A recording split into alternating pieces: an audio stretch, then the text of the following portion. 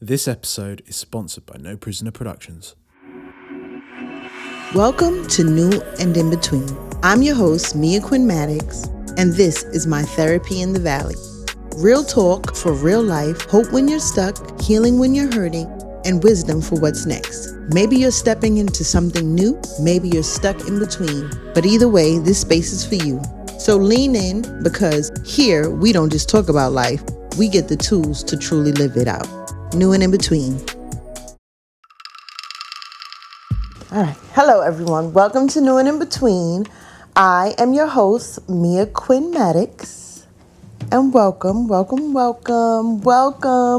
So, as you can see, this is just a solo episode. It's just me, no guests today. But this episode is significant and it is very important to me because this is the second year anniversary of me creating New and In Between. So cheers and bravo to me for that.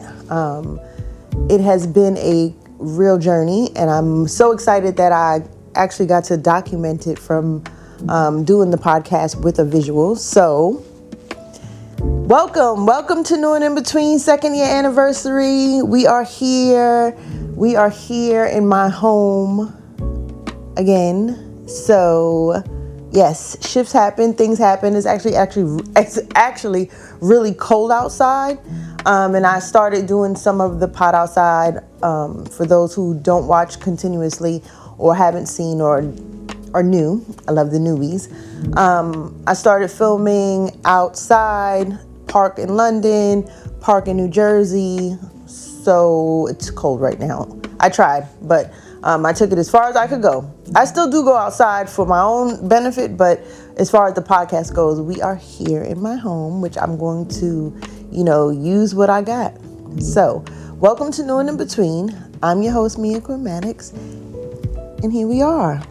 So, this episode, I'm really going to use to just kind of recap my journey for my newbies and just to kind of walk you guys through my year. I've had a really, this has been one of a very weird year for me. But it's also been one of the best years for me, if I could say that too. So this is my second year anniversary. I started this podcast. It was birthed from the strike of 25, 24, 23. So the film and television industry went through a strike, 6 months. During that 6 months, I birthed this podcast, New and In Between, which became my therapy in the valley. It was a place that I could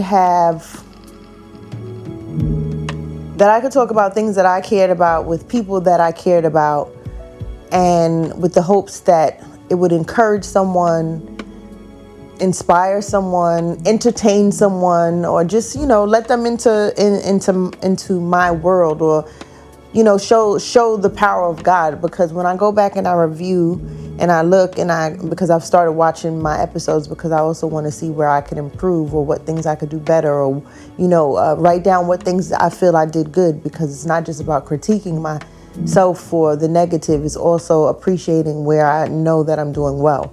So as I'm going through my episodes, just with people that I care about, I just hope that every episode gives someone something, regardless of what it is. I just hope that it gives someone something, even if it gives me something from someone texting me and saying, Mia, oh my gosh, your podcast is great. That's so inspiring. So shout out to everyone who's ever done that to me. I so appreciate you. So here we are, 2 years.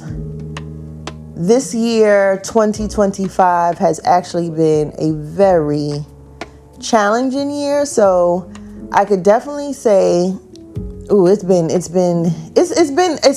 could sit here today and say that this year has actually been a very good year. And I'm looking forward to 2026 and what's going to come in the new year, because I know how I'm prepared, how I've prepared and what I've been doing and how I feel right now, like really excited about what's going to come and what's going to be from my podcast and from all the other things that I've been planting seeds all year, and I'm starting to see sprout little things, or, me being aligned with different people who are going to help me with the forward progress of, the seeds that I planted. So that's where this podcast came from, that strike. And during that time, I started the podcast. I was able to utilize some of the greatest, some great people that I worked with throughout my time of working in the film industry. For those who don't know, I worked in the film industry for over a decade in the wardrobe department in every aspect, from background costumer to key costumer, up until wardrobe supervisor. Great experience. Definitely taught me a lot. But from that experience, I was able to gain a lot of friends who were amazing at their jobs. And when I planted the seed of New and In Between, they all poured into it and helped it to grow. So shout out to Tanya and Tim and the studio in Yonkers, Barron Studios. I'm grateful for the editors, for the sound engineers, for the friends of friends who were my guests. I'm just grateful. I'm grateful for everybody that has poured into it. And where I am today, I wouldn't be here today without those people showing me. I didn't think that my house would become my studio. So shout out to Tim for even opening up my mind to that idea and allowing me to shift and pivot when I lost my job in December and I've been out of work for a year. So the beautiful studio that I was in, WTF Studios in Midtown, an amazing, oh my God, the studio was beautiful. It was everything that every time I advanced in what I was doing, as far as my podcast goes, it was like, oh my God, this is what I wanted. So when I started in Barron Studios, I just wanted to do the podcast. So I was excited about that. And I had another colleague who came in and he helped me build out the studio. And I picked up a lot of great people during my time of working in film and television. So they all helped me to get that little studio together. And then from that studio, I moved into my home, and in my home, the way he lit and the way he moved my furniture around just was like even more of what I wanted.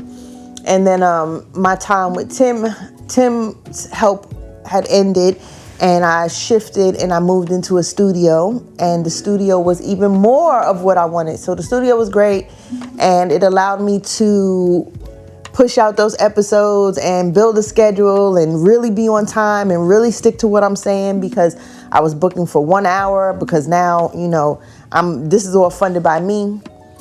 And the studio was beautiful. And then I lost my job and I had to pivot. And during that time of me losing my job, I've been out of work for a whole year. I'm just going to tell you guys that. I've been out of work for a whole year. Never in my life, besides the pandemic and the strike, have I ever not worked. And I've been working since I was 12 years old. Not out of force, but because my mom said she was only giving me this amount of money. And I knew that I wanted this kind of something. So I knew I needed to contribute. So I went and got a job and I tutored. And I worked at a friend of my cousin's father was an architect, and he had an architect office, black architect, and he allowed us to be his receptionist one summer. It was in Brooklyn on Clarkson. Damn, was it Clarkson? It was by was it the KFC? It was far up. It was a little far up, not too far, but I think it was like Clarkson, if I could remember maybe not Clarkson, because that's, either way. I worked there. I was a receptionist at an architect firm, and he used to send us to the buildings department to drop off, blueprints and stuff, and that was dope. So I've been working for a long time. I worked in every retail establishment. I worked for the city. I worked for Department of Environmental Protection. I worked for transit. I've had plenty of jobs. Retiring my 9-to-5 careers at Washington Mutual when I transferred into transitioned into becoming a stylist assistant until I became a stylist, that I did for a long time. And then when I sit here and I reflect and I talk things out, like, oh my gosh, this is what I've done. I know that this podcast is going to be great for next season, because everything that I've ever said that I wanted to do, I've done.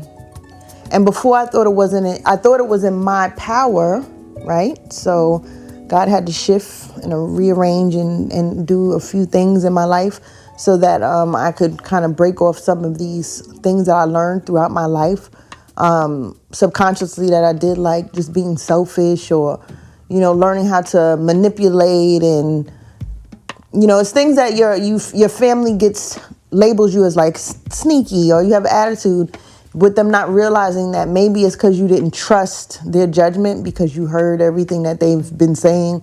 So it kind of allowed you to make decisions on your own. So you knew that you were a kid and you couldn't really make decisions on your own. So you snuck and did it because your decision was a little bit better.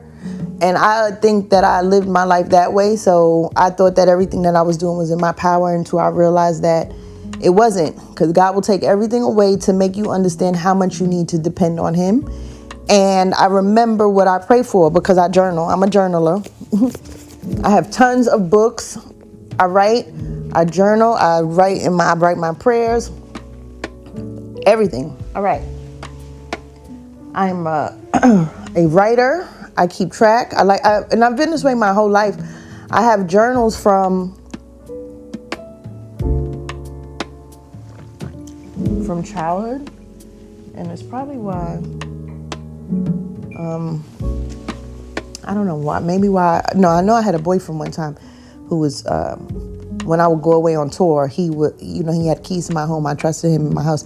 He was going to my house and going through my things and reading my old journal. So I know they went back far. But anyways, as I'm just going back through my journals and seeing what I pray for, I know that I pray for an increase in my faith. And I know that when I prayed for patience, God didn't just sprinkle patience on me. He put me in situations for me to practice being patient. When I prayed for forgiveness, or to be taught forgiveness, He didn't just sprinkle me with forgiveness. He put me in situations where I would have to forgive, and I would have to forgive continuously, until forgiving now is just, it's just common for me. I'm like, okay, whatever. I'm the let go queen. That's what I call now. And with nothing, like, I forgive everybody, because most people don't know what they're doing to you anyway. So with that being said, I know what I pray for, and I know that I ask God to increase my faith and my trust in Him. So I know I also prayed to be the generational curse breaker in my family. I also know that I pray for this podcast to be number one, and for me to put everything into it that it needs to be, so that it could grow into what it is that I desire. And I know I have learned this year, when I sit here December, a few days away from 2026, that I am the most resilient person that I've ever been. I think about all the time that I have been pushed down, I have been rejected, I have been fired, and wrongly fired, because I know I do good work. I give 110% to everything that I do. I know that I give you an experience. I know that I give you my all. I know that when I was a stylist, when I stayed in FIT for an extra 2 years, learning about gemstones and how to do furniture and fur, and I learned everything that you could possibly know in that school. I took classes that I graduated with an associate, but I stayed in there 4 years because I took classes. But when I got presented with the opportunity to be a stylist, I had so much knowledge, and it was impressive to everybody that I could pick out the skins of furs for your fur coat, or I could tell you that that's not chinchilla, that's good old Rex. So what you thought you paid for is not what it was. And it's just been amazing to just go through and think about all the things that I've done, good and bad, and to say that today I sit here the most resilient. I've been through what I would say is some of the hardest times of my life, but I know when I look back at every moment what I learned. And if I didn't have this time this year, I definitely, I don't know. I don't know, and I don't want to know. But I hope that some of the things that I, talk about today, or just my next season is going to be dope. I could just tell you that. So what I'm about to tell you here now in the next couple of minutes is I hope it gets everyone excited about what's coming. So I've been out of work for a year. January, February, March was my grieving season, like total grieving. I needed to grieve the loss of that job. I needed to grieve the loss of that job. I put a lot into that job, but I got a lot out of that job, and I was able to recognize what I got out of that job from allowing myself to grieve it. So I did. I grieved it. I forgave the people that hurt me. I forgave the people that betrayed me. Forgiveness has been something that is a very, something that I do all the time. So it took me a minute, because it was really it was bad. It was real bad. Like, how they did me was not fair. And my union, I was mad at my union, and because I felt like my union didn't stand up for me. But then I was able to have a conversation with someone in my union, an intimate conversation, and she revealed to me, like, yeah, there's, we were talking about me and just, what my intention was when I was supervising, to hire, people who didn't get hired, especially people who looked like me, because I know how it felt to be the only one, or know that there's dope, real dope costumers and people out there who want to and have the drive. But, it didn't work out how I wanted it to work out. But because that didn't work out doesn't mean that I don't work. And I've come to that realization from being able to grieve and let go, so that I could learn the lesson in that. And it really, I'm not gonna lie, my prayer, every time I thought of those people, every time I thought of the job, every time I thought about all that I lost in my kit that I had cultivated over the time that just got snatched from underneath me. I mean, it was bad. But by the time I got to April, May, June, I had started seeing how much from letting go, how much more was coming to me. And I was, gifted a wonderful trip to Malta, a country I've never heard of or never been to. And I got to spend some time with one of my good friends, Nicholas, who is actually sponsoring this season, and his nephew, Kyle, is editing for me, and he's so dope. I mean, he does music, he does editing, and he's been making my podcast look great from just the shifts that I've made thus far. So, I'm seeing the power of letting go, and I'm watching God do his work. And I'm not someone who would travel and not have money, and basically not have money to spend in the way that I like. But I never heard of Malta, and I've never had a desire to go to Malta. So I felt like if the opportunity was being presented, and if I'm not limiting God, then I'm going to go. And I did. And I had an amazing time. It's a beautiful country. The weather was beautiful. I ventured out on my own. I used ChatGPT to cultivate days for me that were grand. It allowed me to do things that I probably would have never thought of. So ChatGPT is actually a really, really, really great help when you are traveling. And I actually was able to record some episodes with a good friend when I got the chance to fly to London, because we were so close. So I flew into London for a few days, got to see some friends that I hadn't seen in years, Debbie and Tony. These are all people from my music journey, my music career life. And we recorded an episode that was really great. Me and Debbie in the park, Brickell Park in London. Yeah, it was great. So then I came back to July, August, September. It's just been great. I've been bumping into people from my past, and it's been either good or just enlightening. I've been, my discernment has been turned to the highest power. My eyes have been seeing things, and it's been allowing me to really think things through on if I'm going to be the generational curse breaker in my family. And I've been given the eyes to see. I'm the single one in my family. I don't have any children. I don't have any husband. I'm not dating anyone. So when I show up with a party of 5 until it's 6. And that is usually me, my sister, and my 2 nephews and their father. So we are a party of 5 until we are 6. And I just have the opportunity with being single and not having any children to really observe situations and to really, really, really use my discernment.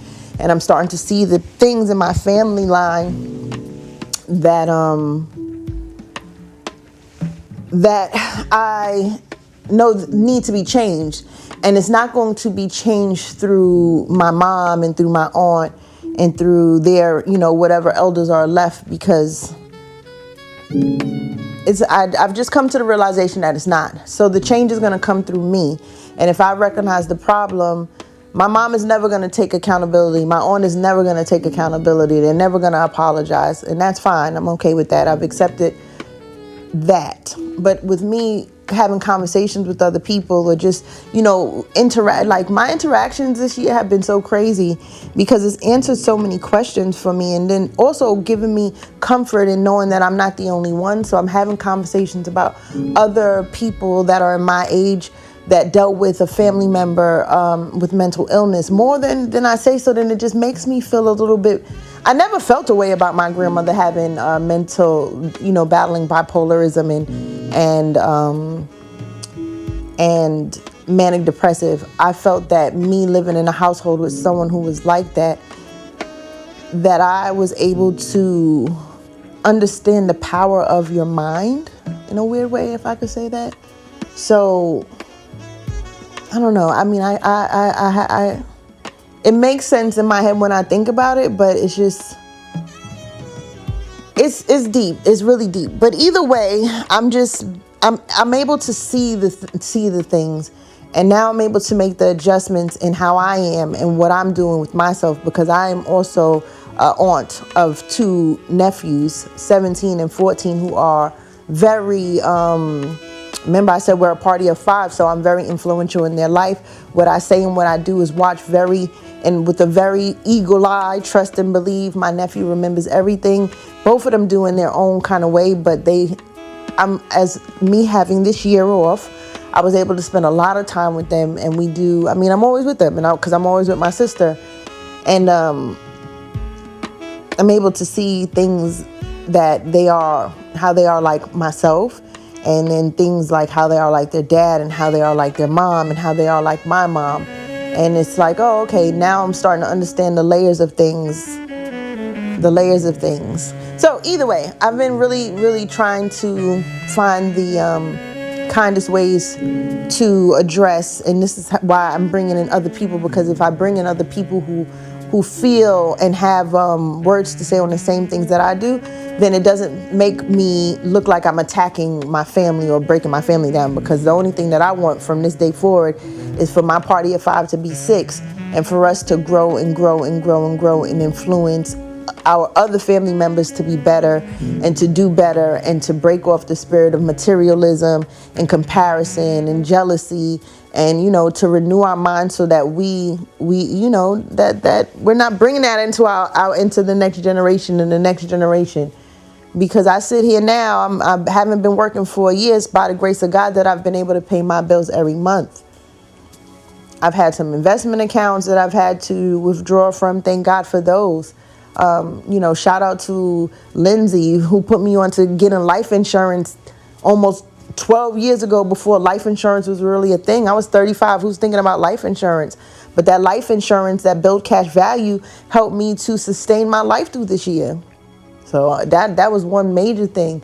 And I'm not worried about, what am I going to do later? Because I definitely believe that everything that gets depleted will get replenished. I'm got a whole totally different mindset now. So it's not I've been through enough of letting go that I know that you let go, you get better. And it's not just with material things. Like my bills have been paid, and I'm encountering women like myself who've worked career after career, like in their second career, third career, and they're falling, and it feels like things are falling apart, or they've retired and their pension is not covering it, but they still have children to take care of. I mean, I'm meeting so many people who are in the same situation as me. So I just hope that the conversations that I bring into the next season are definitely ones that are seed planting. And I would love for my elders to change their minds so that they could be open, so that they could enjoy the fruits of their labors as they see that the seeds that they planted and the things that they did for their life would passed on. They'll get to see the stuff that passed on. Like some of the stuff that they get so caught up on, some of the stuff my mom gets caught up on, some of the stuff, I'm just like, girl, look at you. I'm dope. My sister's dope. Shout out to my sister. Who has definitely been holding me down this year. I'm grateful for her, not just with the meals, because I have not missed a meal. I'm not left out of a reservation. We eat good over here. And she's also a trained chef. So when she cooks with so much love and training. But shout out to my sister, because just a few years ago, we weren't even speaking.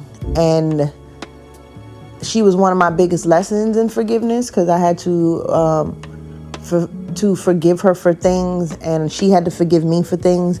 But where we are right now as sisters, as our relationship as sisters, is so dope. Like, my mom really, really does not get to see the dopeness of her daughters. Like, we are so dope. And what we're creating and what we are allowing ourselves to say is we don't need to. All the things that we learn and all the things that traumatize us, all the things that cause problems in our lives now are the things that we are letting go, and we are just going to do things the way that we, feel that God is leading. And we've had great days. Our holidays have been good. Our birthdays have been good. Our time together has been good. Like, the growth in my nephews has been so, oh my God, it's so great. Even the growth in their father and my sister and myself. So, shout out to my sister. My sister, she definitely gets the MVP award in my life for this year, because she has definitely held me down. Shout out to Mad Stunt Chef Lauren Michelle Maddox, my sister, mother of 2 amazing boys. She's so dope. She forced me to be outside. When I tell you now I'm outside by myself, she has inspired me so much with the outdoors. And I never was a girl who was outdoors. Never. I didn't want to do the bugs. I'm like, oh, it's hot in the park, grass. No, I was all those things. And now it doesn't matter the weather. Like, I got cabin fever right now. I've been in the house because we just had some snow, but I'm ready to go outside. I got my moon boots. And what I'm saying to myself to motivate myself as I go out is that I was at work. I'm not going to say that I've never been late to work, but very rarely, because in our industry, lateness is just a disaster. It's like starting fire. But I have been able to get to work on time, rain, sleet, snow. It doesn't matter if it's a monsoon. The day still goes on. So I'm showing up for myself like how I showed up for work. I'm not going to show up for myself any less. So I go outside, and that's thanks to my sister and her hiking company, High Hikes, where she curates and teaches you different routes, and she makes you feel so comfortable just taking a chance and doing something that you would never do. So I go out. It's really great for my mind. It gives me time to breathe. It gives me time to recalibrate. And, I'm grateful that she was able to learn all those routes and that she's adventurous and has this infectious, charismatic spirit in her that she just attracts people. And, it's dope. So shout out to my sister. I really, really, really am grateful for my sister this year, and for just what we've been through, and for our separation and allowing us both to grow, so that now when we're growing together, we have more, we're more aligned, and the impression that we're leaving is not just for us, it's for her sons. My nephews are really growing to be amazing boys. And I'm not just saying that because they're my nephews. Like, I watch the decisions that they make, and the and the way they treat each other and the way they communicate with their parents and the way they communicate with their friends and the way they communicate with me. We're a very open family. So it's just great to see where we are right now. So shout out to my sister. Shout out to my sister. And that's like July. It's baseball. My nephew plays baseball. So I'm at all the baseball games supporting my nephew Peyton because it's important. It's so important to show up. Like, it's so important. It allows me to learn my nephew so that we could have a relationship, because the stuff that I talk about with Maddox is not the stuff that I talk about with Peyton.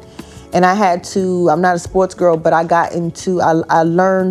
learning baseball, and I'm learning to like baseball because it's how I could have a relationship with him. So, baseball with the nephews in the summer, and we was just doing all kind of things. Hiking is great. I'm telling you, it just renews your mind to be outside.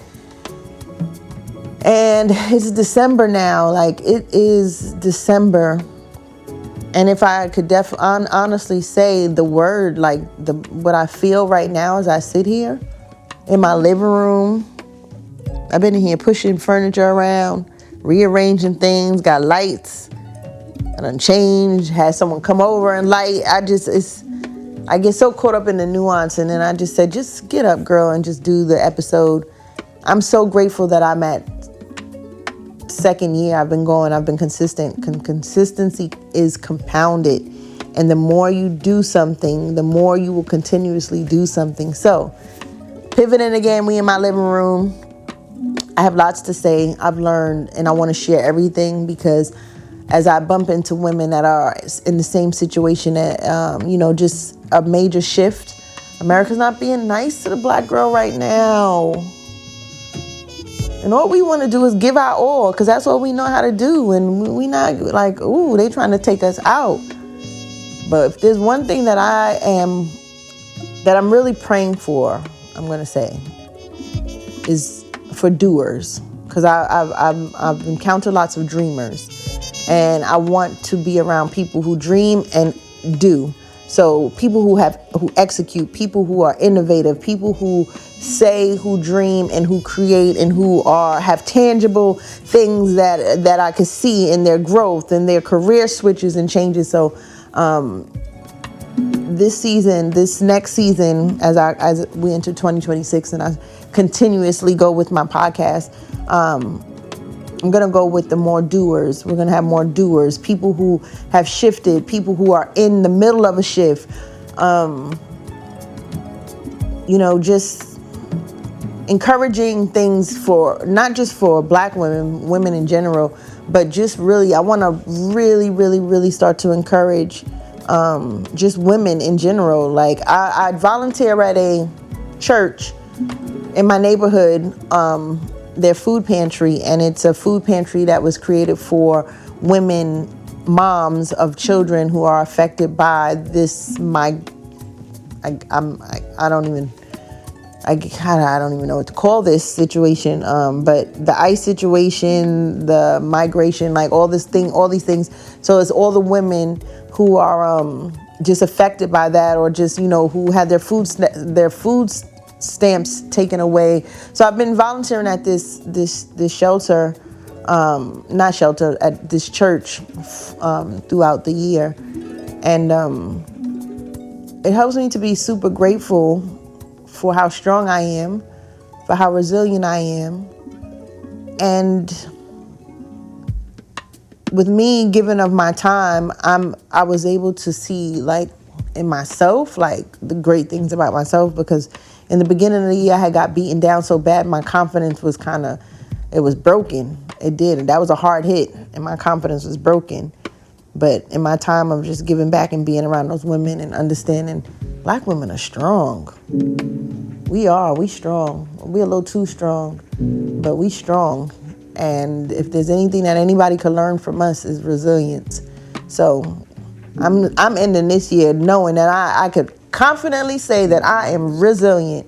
I'm an innovator. I'm a creator. I'm a shifter. I'm a mover. I'm a doer. And as I recognize these things in myself, I'm attracting people who are like that.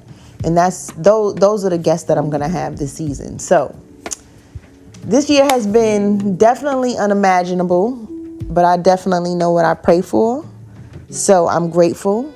I'm grateful that every bill has been paid. I'm grateful that I've been able to find the joy in every day. Not every day is great, but trust and believe I've used all the tools. Therapy. I went to therapy for a great half the year.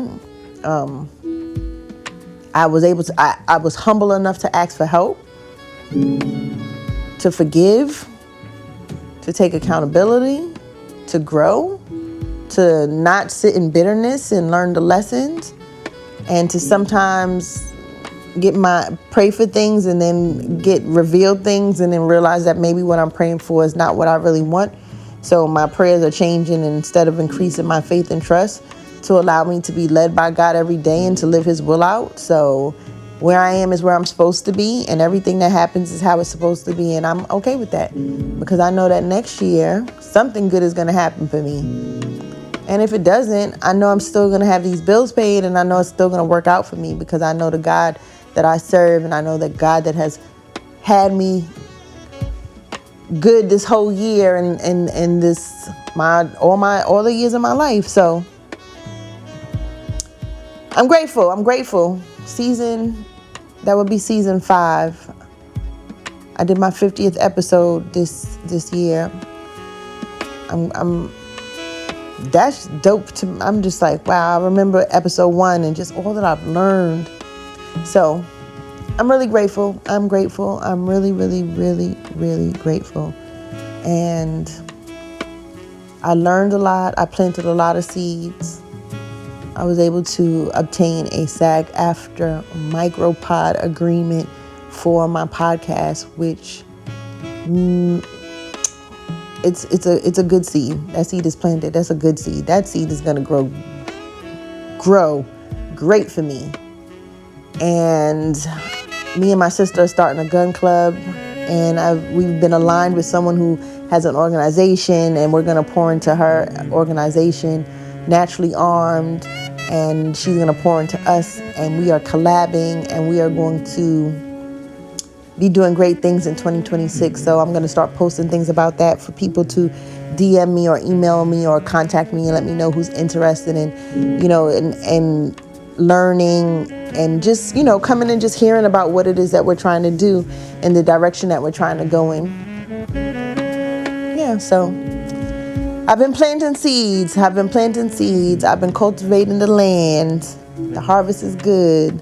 I've been getting rid of things. I've been revamping. How could I forget that I'm revamping? Or not revamping. I'm actually going to relaunch my Ask Me a Quinn business, which is my styling service. But it's not going to be styling like what I used to do as far as celebrities. It's going to be more of a sustainable styling, where I come into your home and we work what you have.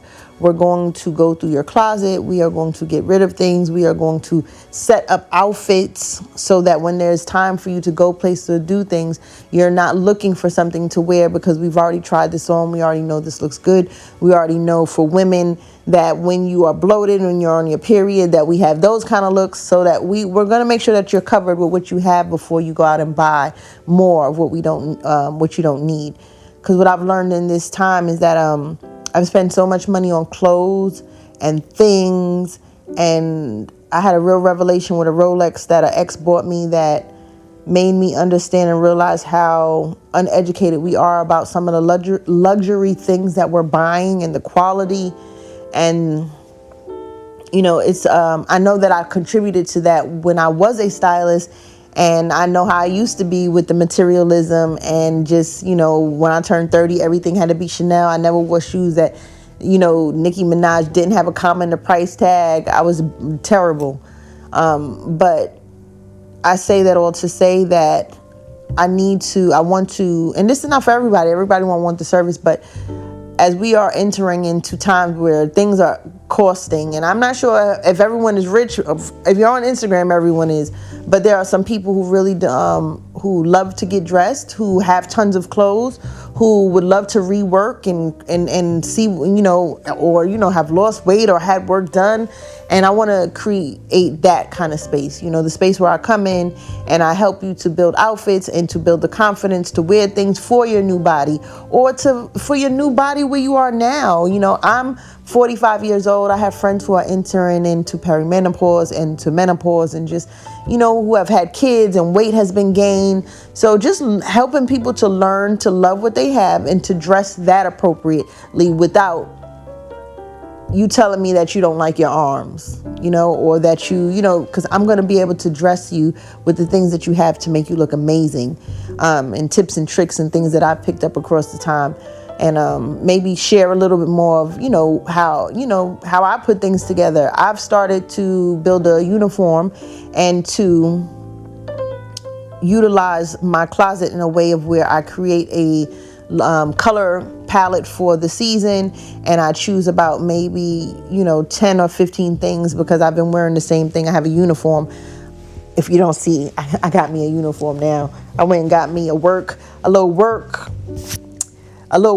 podcast work. So you'll see me in this all the time on the podcast. The most that'll probably change is my accessories and my hats or the location. But for the most part, just, having a uniform and utilizing what you have and creating new looks. I have a fresh eye.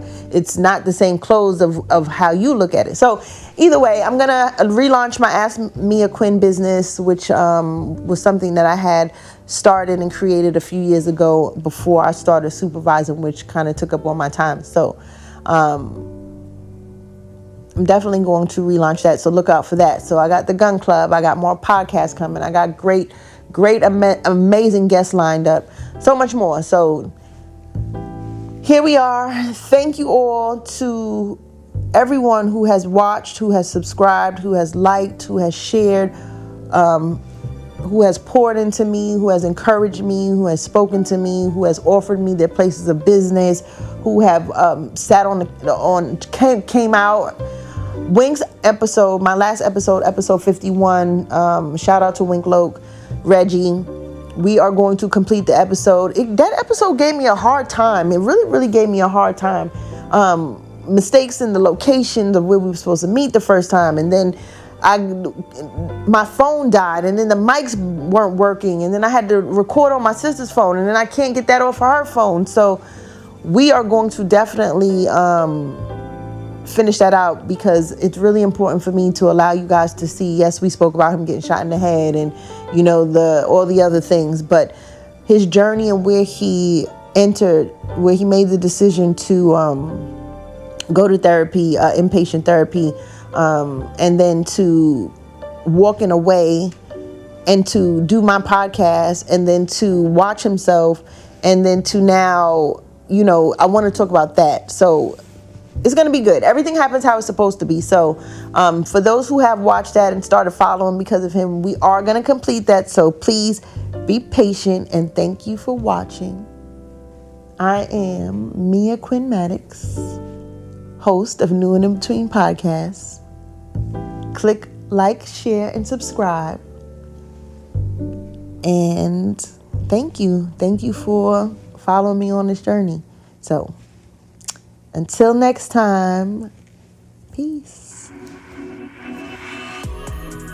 Don't forget to click like and subscribe and hit that notification bell so you never miss a moment here at New and In Between. I'll see you next time. Peace.